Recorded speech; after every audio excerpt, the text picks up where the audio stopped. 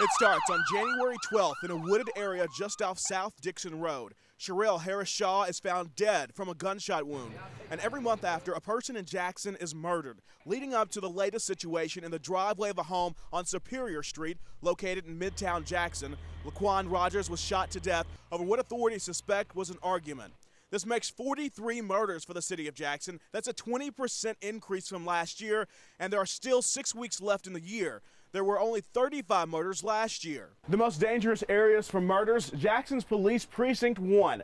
This area in South Jackson has seen 14 murders so far this year, a 180% increase from last year. Only 5 murders were committed here in 2010, the lowest for the city. So what has changed to cause this increase?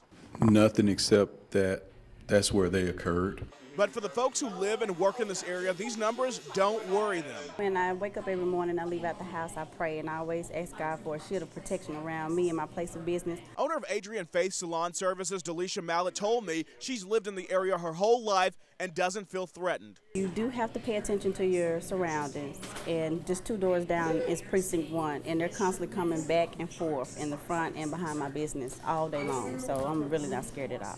But over in Precinct 4, things are completely different. This area in Northeast Jackson has seen a 50% decrease in the murder rate, along with a 25% decrease in Northwest Jackson's Precinct 3.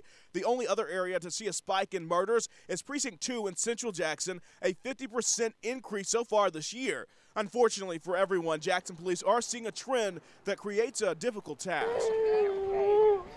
The type of shootings that we have are impromptu, so to speak. Very difficult to predict, therefore very difficult to prevent. D.P. Tolliver is a barber at Adrian Faith and a father of 4. He just moved out of South Jackson, but doesn't seem to think it matters where you live. If it's something gonna happen, it's gonna happen. If it's meant to happen, it's gonna happen, no matter where you at.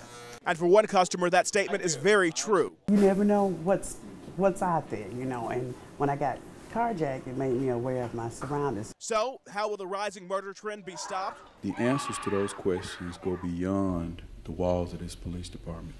That's a community problem. That's a people problem.